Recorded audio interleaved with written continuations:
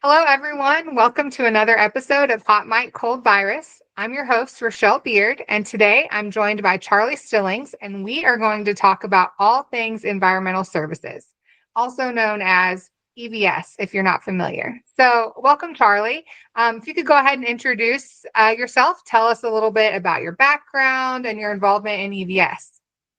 Oh, thank you so much for the introduction. And like you said, my name is Charlie Stillings. I am a healthcare executive for a fairly large organization, managing environmental services or EVS and linen management. But throughout my career, I've had direct or indirect control over patient transport, the sitter program, food and nutrition, and other things that we'd consider support services. So really happy to be here and really glad to be a part of the discussion. So, kind of piggybacking off of your experience of all the support services, what got you into EVS to begin with? How did you merge into that? That's a great question. So, if we were going to jump back into time 14 years ago, I was working at a small clinic in the middle of nowhere, Minnesota, cleaning stairs and elevators, working part time to get through college. And through that whole process, I ended up staying in healthcare through the entire time I was in school, but then leaving to go into the retail technology industry.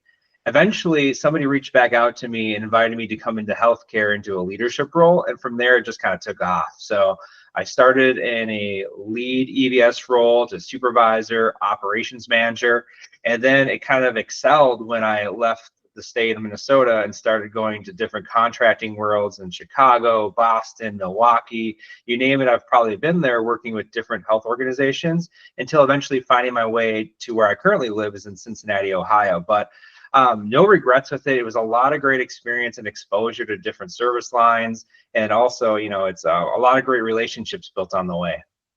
That's very cool and a fun little journey you've been on. So, that's awesome. So, for our audience who may not be super familiar with what environmental services do in a healthcare facility, could you give us kind of a umbrella or summary of the different tasks that someone that is working in healthcare as environmental services might do? Sure. Environmental services really make sure that the environment is clean and safe for our patients to heal in. So, what I mean by clean and safe, it's really making sure that we're disinfecting all the high touch points. We're making sure to remove any type of debris that's on the floor, and then also kind of setting it up for the next patient in terms of a presentation aspect or patient experience. If you were to compare it to calling the nurses and the physicians the heart of the hospital, EVS is really the veins of the flow of how the hospital works, meaning that environmental services, there isn't a space that they do not touch. And without them, the hospital wouldn't move from the ER to the patient room, from the OR to the patient room. And so we're an intricate part of that flow and how that works. I really like that analogy. I might have to steal that for further presentations or podcasts. I love that, the heart versus the veins, because they touch everything. I Oh, really like that. it's true. I mean, everything that we do, we make sure that the rooms are presentable for our patients, and then they're not getting sick when they're coming out of surgery. If you think about it, coming out of surgery, patients are the most susceptible for acquiring hospital infections. And so, if we're not in there making sure that it's ready to go, we're just putting them more at risk. So, what makes a healthcare environmental services worker different from a housekeeper in like a hotel? What separates those two jobs? That is a great question. So the way that I look at it is that, you can put an environmental service technician into a hotel and they would do a phenomenal job. But you can never bring a housekeeper into the EVS world, into a hospital, because of the training that it takes. It's very extensive. If you think about the bloodborne pathogen training that they do, they go through all the CDC requirements, all the competencies that they have to go through. It's nowhere near to what it is at a hotel. And plus, think about making sure that they have the correct protective gear or personal protective equipment when they're entering the room, and understanding how isolation protocols work. People always relate the two together, but realistically, they're two separate, almost job classifications if you look at it that way. So, you segued perfectly into discussing training of EVS. So, can you dive a little bit more into what separates the training from a healthcare environment from just normal housekeeping? Like, talk about maybe the different training that can be applied to like ever-changing protocols, or when you have new pathogens, or like you have pandemic or something like that. What are some of the trainings that they could have, and then the challenges associated with that too? Yeah, so training is a huge passion of mine, especially with every organization that we're in. We want to really focus on, like you said, the differences between, going to a hotel versus a healthcare setting. So when we think about training, it's really establishing the why and the different pathogens and how we can disinfect, or I guess kill the pathogen or the harmful pathogen from our healthcare setting. So when we look at that, we really follow a lot of the CDC guidelines, the ORN standards, and sometimes you'll hear me mention the AHE side of things, of understanding why it's important that we have a process. But if you were to put it kind of in a simple form, it's really a top to bottom step program, making sure that every critical point is disinfected so that we're removing a lot of the bioburden, the harmful pathogens inside of the room, and ensuring that we're doing the same consistent process every time. Now, in my experience across the country, a lot of our opportunities surround proper training and communications about these. You mentioned, like COVID outbreaks, these other pathogens that emerge, like Candida, and how we address those. So really, when we think of developing training programs, it's really a partnership with infection prevention, and then looking at these guidelines and bringing together a training that's specific to an organization. Though the foundation may be the same, the protocols and procedures of how we interact with our patients may be different. So it's really important that we establish that early, and then not just an orientation process, but an annual refresher, a validation process, using quality assessment programs like ATP or Blacklight to ensure that the training is being followed.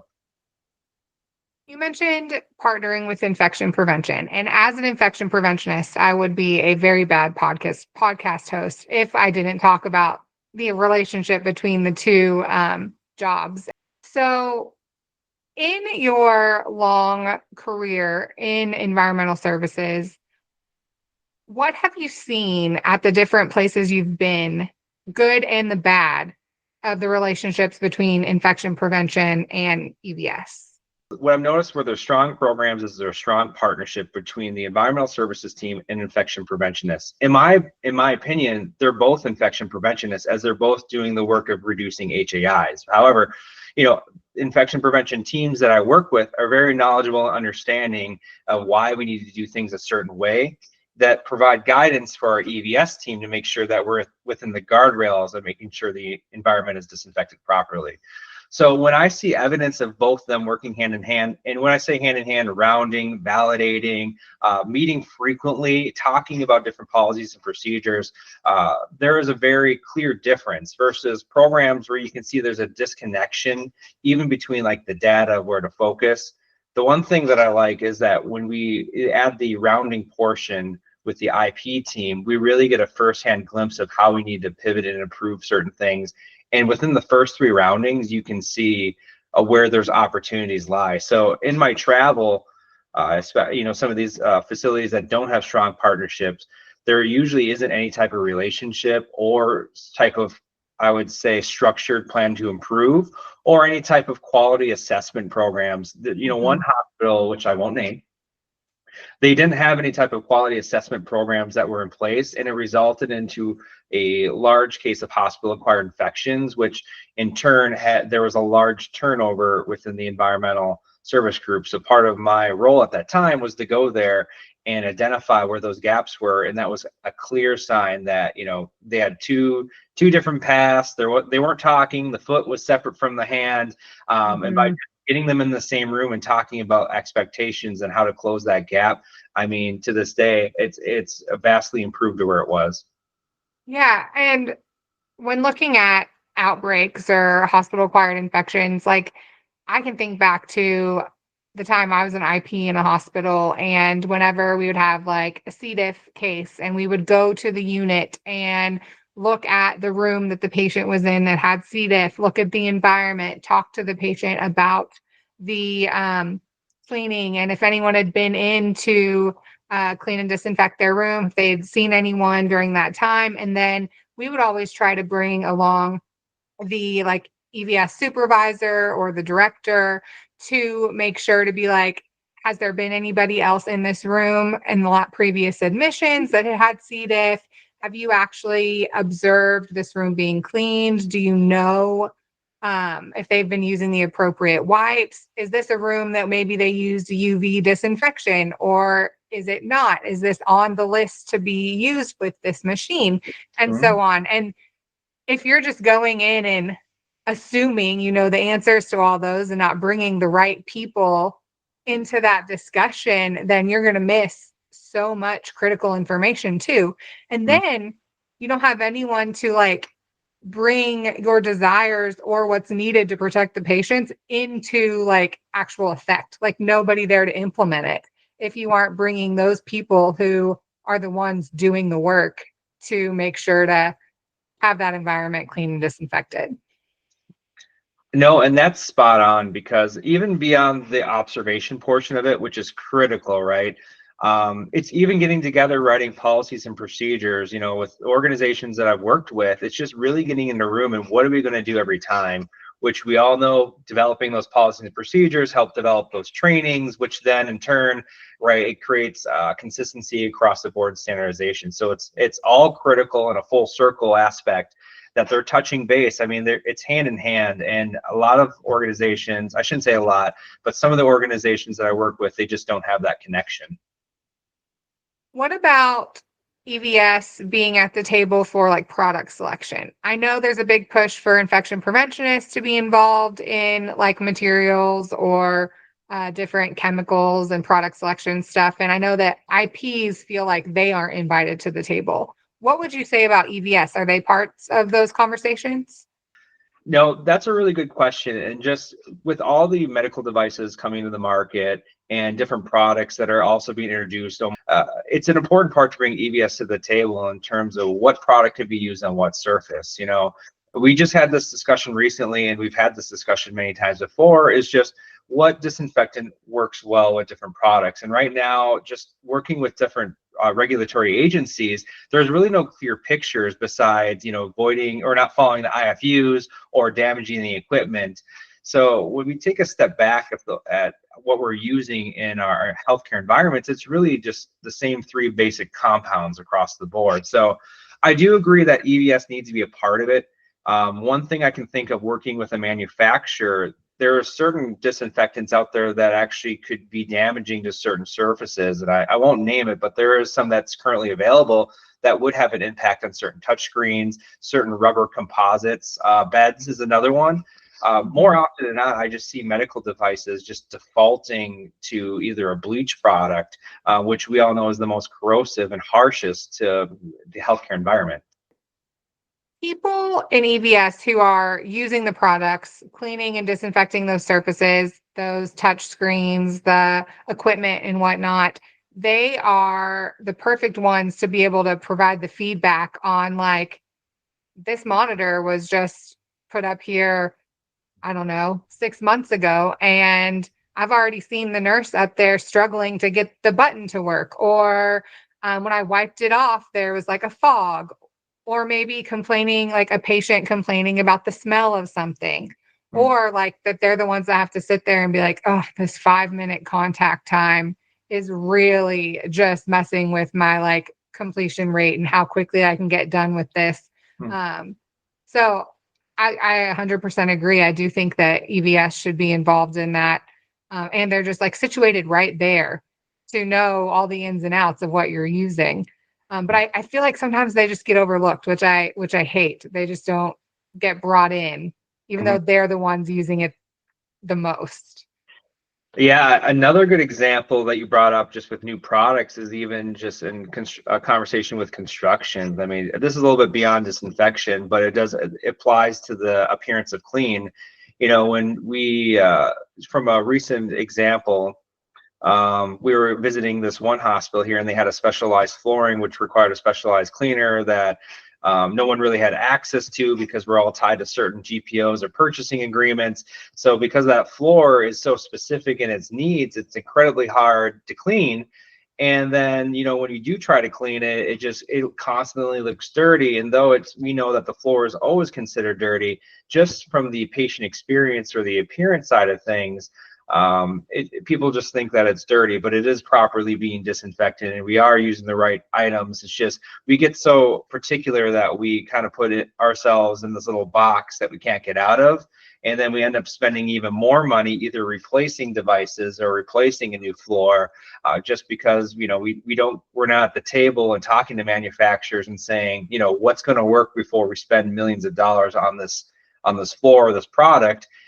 Versus after the fact, when we're finding out that like you said, the buttons aren't working, the screen stops working, the rubber protective cover starts to fall apart.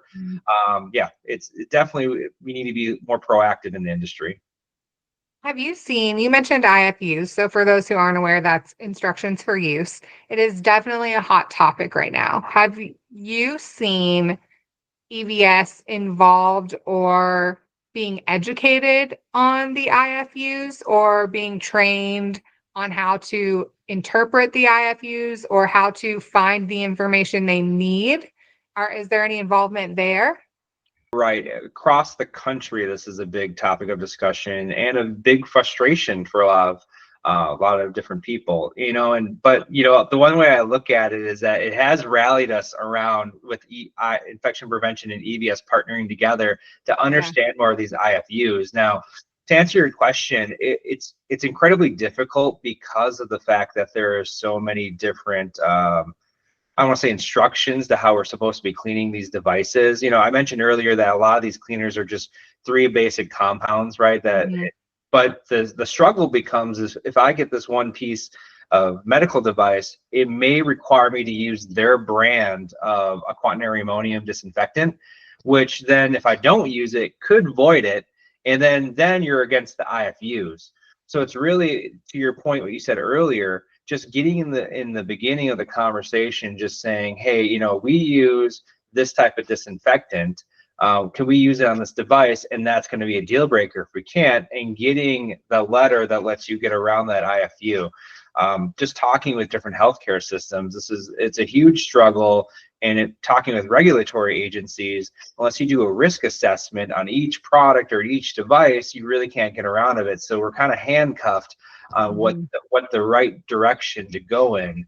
But like I said, because of this is such a big issue, it's a huge rally and a great partnering opportunity with infection prevention and EVS to try to find the best way forward. Yeah, definitely agree.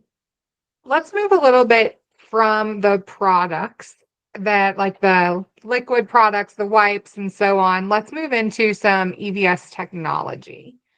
You mentioned ATP testing.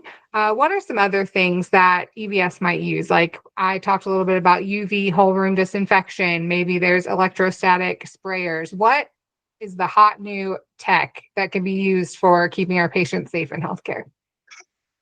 So there's a lot of different, one of the, I guess, blessings with COVID, and that's really hard to say, so keep that in mind. It did excel a lot of different technologies in different ways. And some of it's been great for us, and some of it's been more of like, kind of riding that whole same wave to get something to the market that can help kind of pivot or change the way that we clean. And, some of the discussions and some of the things that we've been looking at, I know, is autonomous scrubbers or robots or UV robots. Getting to that point, are we ready for that, right? Understanding if this is something that we could apply into our workspace. And over the last 5 years, it's really been jumping leaps and bounds with different technologies. One company the other day we observed was able to tap into security footage or security cameras to identify spills in public areas and communicate with autonomous auto scrubbers to kind of interact and clean up the spill. So it's definitely excelling in a rate where you can see that there's going to be a lot more partnering with different type of robotics. Are we there yet? I think we are making leaps and bounds, but there's still, how does it work in a practical standpoint of like, if it's a busy ED, right? Or if it's a patient area, how do you interact with something like that that's kind of on its own that could, run into someone, run into a wall? A facility a long time ago, they specialized in robotics and moving their medical supplies. And I remember walking through the halls sometimes and you'd hear a big slam noise and you'd get scared, turn around and be like, oh, what was that? And it was just because the robot lost track of Wi-Fi and disconnected briefly and took a left into the wall. So Oh, goodness. I do think we've come a long way since then, but technology still has a little bit to go with just how it's going to interact in a busy setting. But UV technology, I'm an advocate for, because UV has been tested, tried, and true.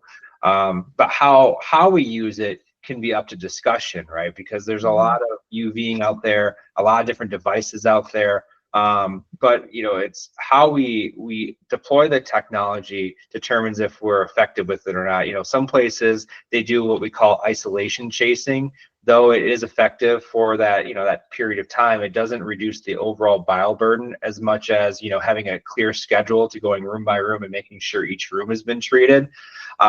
So there is always going to be UV technology that helps with that, but how we deploy it depends on the organization. I will say, before getting off that though, there is a lot of work being done with UV being installed into the room. And from what I've seen, there's a lot of promise with that. There was a particular product that we saw where they installed it into the light baluster itself. And it uses UVA when no one's in the room, so it's disinfecting, doing a low level disinfecting when people are in the room. And then at night it would do a UVC and do a full disinfection for the entire night. I've seen facilities install it, and to me, if you're balancing a world where UV devices are standalone or robotics and the need to move them around the hospital, and then you think about labor constraints, I can see a lot of the market going in that direction as a way to kind of meet both. I think using the UV light in that manner will help remind people that it is it's in addition to your manual cleaning and disinfection. This is not you run your robot in and you don't have to do anything else.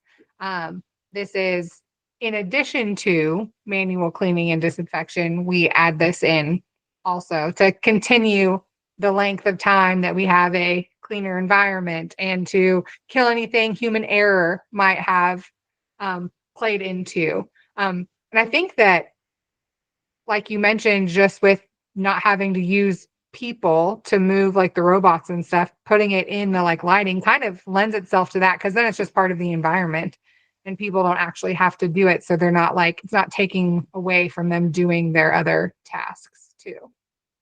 Yeah, and you're absolutely right. UV is really the enhanced cleaning protocol, what we call, icing on the cake or your last layer of defense, depending on, how you're using it.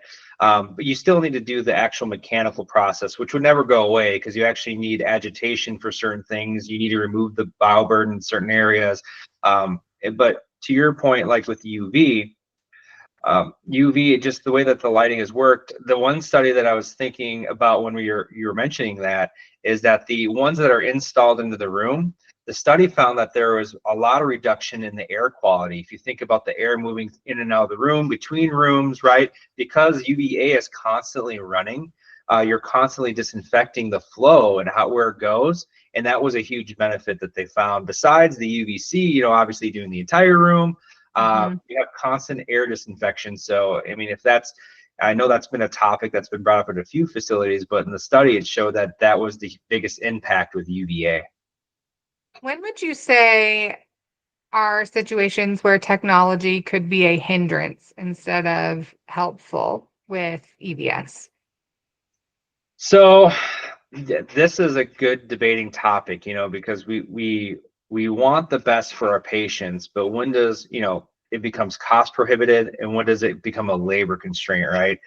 And so some of the things that I think about is, when we talk about certain wipes and certain products and reducing dwell times and things like that, I always think back to what we were doing like 10 years ago, which, it was effective the way that we're doing, just making sure that training and education was in place, that people are hitting each touch point. And in some cases, I feel we developed technology to circumvent some of that, some of those basics or foundational things. And then this is where cost comes into play. There's a certain technology, where we have to basically cover the entire room I want to call it a mister or fogger, right? And we go and it saturates the entire room with a disinfectant, and then it takes about an hour per room to do it, and you need a special certification. It costs it's a large amount of money to have that service per month. So it makes me always fall back to like our roots and what we need to focus on. Is like we hit our high touch points, right? We're wearing our PPE, we're doing things consistently, you can manage your HAIs pretty effectively. But, to your point, there is a lot of things out there that might be, I would think, overkill, right? How we do things in our processes, but it's really trying to find that happy medium between the two. Yeah. I want to change gears a little bit and talk a little bit more about the people who are in these environmental services positions. I think EVS tends to be a rather diverse group of people. You can have people from different genders, different ethnicities, races, etc. I think EVS is a very, very diverse department. So, how do you take that diverse workforce and make sure that people are getting education in an appropriate language where they can understand it, or maybe at a level where they could understand it? Or how do you address any like cultural sensitivity or making sure people feel included with a workforce that can be so different amongst each other? I feel like there could be definitely some difficulties and some resources you have to bring in. How do you tackle all that? No, and it's a good point, and you're right. Our workforce is changing so drastically, right? If we just look at the state of Kentucky and some of the reports that we read, the service industry or the hospitality industry or the support service side of things, it is shrinking. And just looking at Kentucky alone, and I mean, we could go state by state, but this is the one I read recently. You're in a situation where there's a lot of new companies coming into the state. Either it's going to be Amazon or that there's a new plant that's being done down the street, and they meet some of the same requirements that we have, right? Mm-hmm. So when you're looking at a very competitive environment, you're right, we have to start casting a wider net. In a sense, we have to promote to different organizations. We have to be more face out in the community to let them know that we exist. And so part of that is getting with some of these refugee ministries that I work hand in hand with, and letting them know, like, hey, we have a program here that can get them into healthcare. We have a lot of resources within the organization to help them be successful and kind of funnel up within the hospital setting. Now, I always say, like, if you want to stay in EVS, forever, definitely, look at me. I'm in the environmental service role to this day. But if you want to become like a nurse, or if you want to become a phlebotomist or a pharmacist, we have resources to get you to where you need to go.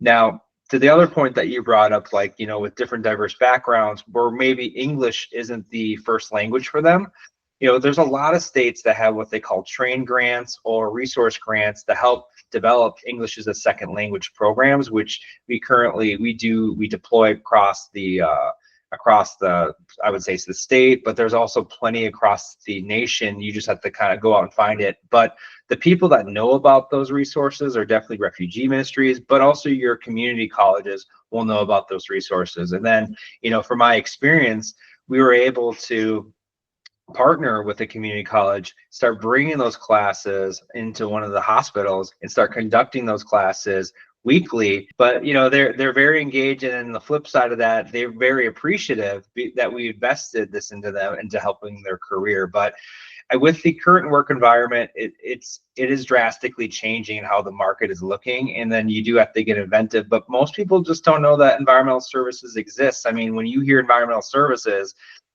people aren't thinking about disinfecting a hospital, right? They're thinking that this might be something else that I can't get into. So each organization has to go out there and be a face in the community and connect with those resources to really draw them in. I love that you talked about the community resources. Like, the hospital doesn't, or the whatever healthcare facility it is, doesn't have to be the end all be all for what you can use to help your staff. So I never would have thought of like going to the community college and seeing what classes they have available for people who have English as a second language.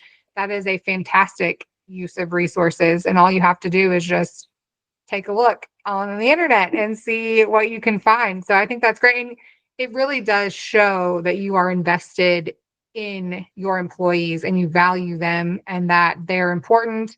They are keeping our patients safe and we really want them to succeed. And so I love knowing about those resources and hopefully other people can take this back to their facilities and be able to do a little search and see what resources they can find. Along with that, what are some other ways that you can utilize to, or that you've done in your career to help build up the environmental services staff, whether it be through education or recognition, certifications? What's available to help continue to lift up this workforce? Yeah, organizations, across the country, we're trying to, there's just so much going on where we have to be reactive and that we never just focus on the front lines. And specifically, if you think about the patient care just in itself entering into our facilities, feeling clean and safe is part of the healing process. It's a huge part. Could you imagine having a surgery, you go into a room and then your room wasn't clean, or there's spills or blood on the floor from old patients? So getting to recognizing them and really kind of making a more focus on them. We've done a lot of work with certificates, especially with AHE, the CHESS program, doing focuses on productivity bonuses to achieve those certificates, right? And highlighting them, like doing a graduation service with them. Some facilities and some organizations, we do like a system-based CHESS program where we can go around and we conduct classes from 10 to 15. We remove them from the healthcare environment and just focus on them. I actually start each one. I come down there, even if I'm not leading it, I'll go there and I'll say, hey, during this time, this next 3 days during your CHESS certification, we're focusing on you. This is your time. We're working on yourself right now. So please don't worry about what's going on in the hospital. And just saying something like that and showing that we're willing to invest in them makes them feel even more important than they already are. But then when you do things like you mentioned earlier, giving them a seat at the table, letting them have those conversations, they feel more engaged and more empowered by having a voice. Another really successful model, which we love doing, I do it everywhere I go, is creating a lot of different system committees that report up into each other. Like we have safety committees, we have our, we call it our cleaning committee. There's a different name for it, but we have cleaning committees really focused with partnering IP with EVS to create policies and procedures. And then we also have a standard operating procedure committee. And my goal is not to have the director on these. They're an important part, I get it.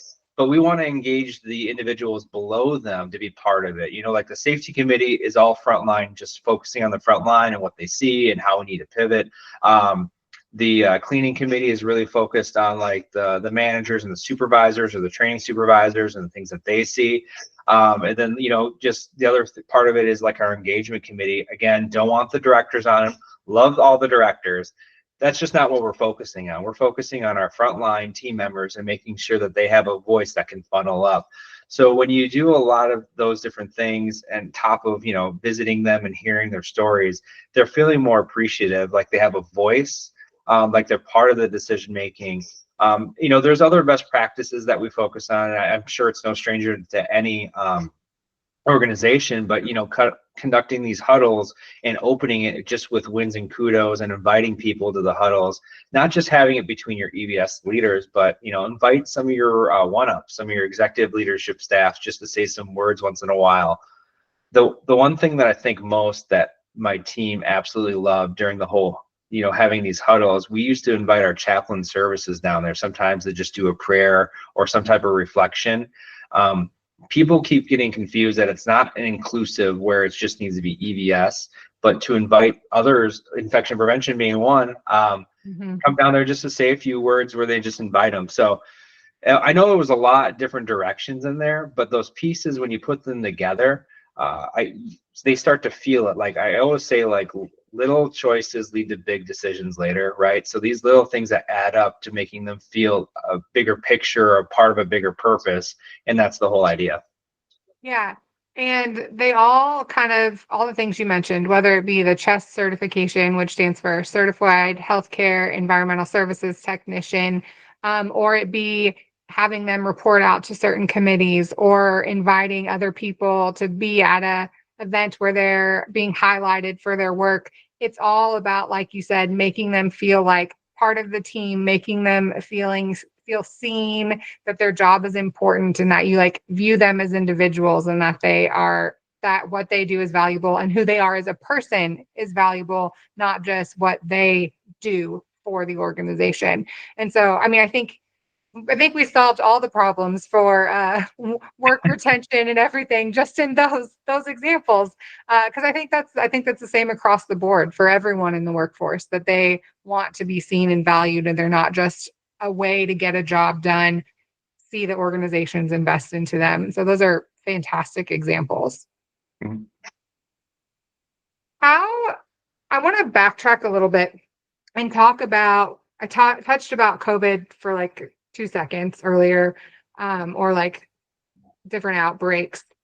Do you have any lessons that you've learned from any of these like crisis situations, whether it be COVID, whether it be some kind of crazy outbreak related to a construction project, or I don't know, Ebola, or anything that's been wild, out of the ordinary, that you could impart some wisdom regarding EVS? So when I look back, with the pandemic and COVID, I think the biggest learning for me was just getting into the process early. And I bring that up because, we were constantly, if you remember this time period, coming out with different protocol changes, right? Different isolation guidelines and different new focuses of the day here, and we need to pivot that. And it almost became like we're shooting ourselves in the foot, more or less, because we didn't know why we were doing things, and there were so many stop gaps between those. And earlier I mentioned just like partnering with infection prevention, but at the time, it was very chaotic with everyone. So if I were to look back, it would just being, thinking about the whole process and really addressing why we're doing things. I know I'm trying to make it simplified, but really, it was just constantly like, okay, today we're going to use UV in this room, or then today we're going to wait for this room to wait for 2 hours before we disinfect it, or Mm-hmm. this disinfectant is no longer what we're using, we're going to use this. And though at the time I think a lot of healthcare organizations did all the right things, it kind of makes me wonder just how much stress everyone else had, because the uncertainty, we're changing another protocol. So when we look at, and then we talked about huddles a little bit ago, and then you couldn't have huddles, so then you're trying to Mm-hmm. deploy the message department wide and you can't even talk to anyone. So I would think about how we could have done that better in terms of communication with our team, when you can't technically, you're in dispersed department that can't talk to each other.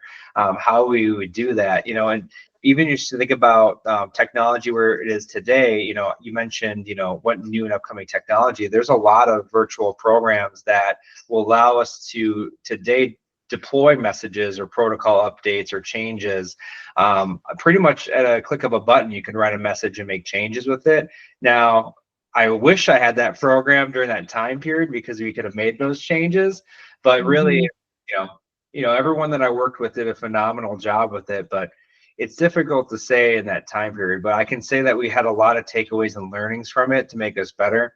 The one thing that I think about as a former organization is, and I'm sure everyone has done this, where we got a message that we had to do UVing of masks, right? So like everyone's trying to save PPE, so we had to set up these disinfection or UV stations to help clean masks so we can reuse them just in case. And we did the whole protocol, we did the whole procedure, we put everything together. It was great. The only thing is we never communicate about how to return the masks. So here we are collecting all these masks and disinfecting it, and we had no really way to figure out who had what mask. So we just kind of held on to it. So I think about some of those opportunities and what we could have done better. And I think now that we look back, we did have some takeaways. Yeah. Well, in your defense, I don't think anybody ever anticipated needing to figure out how to get UV'd, disinfected masks back to employees. So I don't think that was ever in the plan. So I think it's all right that that kind of went out of your all's brain. Yeah, we could Uh, all do a deep sigh because I had no idea. Plus, I don't. No one wanted to. You know what I mean? Sharing another. Reuse it. Yeah. Yeah. Thank goodness we didn't have to do that. Yeah. So, to close us out, do you have any final thoughts or something you'd like to share with the audience about EVS or how to, if we were to go back to the EVS staff at our different facilities, how to include them or encourage them or start building a relationship? Is there any final thoughts you have? Yeah, no, I mean, when you look at the environmental service department, it's really a focus from the bottom up, right? We've mentioned focusing on the front lines more. If you think about investing into your environmental service team, we mentioned retention, we mentioned a patient experience side, improving quality, right? It really starts there, right? If you're an organization that's struggling to find new nurses or medical assistants or things like that, most of the time we hire rock stars, and we train them the way into the healthcare environment and understanding what's important about making sure the patients feel safe. And those individuals get recruited almost immediately. And though I absolutely love those stories, that could be the main focus for these healthcare organizations. And most time, we look at environmental services because we're not revenue generating, so we're really we're an expense. But when we start pivoting and looking at it from a multifaceted point of view of leadership development, think about even patient experience. We're the only department that's going into that room that's not giving vitals, that's not doing injections, right? That's not either delivering good or bad news. We're the break in their day, and we're there to make the environment feel clean for them. I do lots of observations throughout many organizations, and just listening to them talk to the patient, it in itself is just something that they look forward to. The patients do, just because it's a break, and then they just love the in-depth conversation that they have. So when we think about the front lines and where we need to invest, and you could solve a lot of your recruitment issues, because you can look at them as in like healthcare workers that are currently in entry level, that are trying to go to different parts of the hospital. But you can also look at them from possibly one day a healthcare executive like myself. So I think it's endless. And when we make that pivot or shift, you'll see enormous changes throughout healthcare organizations. You gave another great little analogy. So we have the EVS workers are the veins of the hospital, and they are the break in the patient's day. So you're just such a wordsmith. Those are great. I'm going to steal that one too. A break in the patient's day. Oh, if we have Well, time, I could probably come up with my own vocabulary sheet that you could print off, but yeah. I'll save you it though for another day. Oh, love it. I'll get you to send it after. Well, thanks, Charlie, so much for talking about EVS and the valuable work that they do and how they are pivotal for the safety of our patients and for staff and everyone that enters the doors of our healthcare facilities. If you have any questions for Charlie, you can contact me, or if you have any questions for me, you can reach out to me via my email address, rochellebeard@outlook.com, or via my website, www.rbipconsulting.com. You can also find resources for the podcast episodes on the website there if you need them. Well, thank you all so much for joining, and have a great day.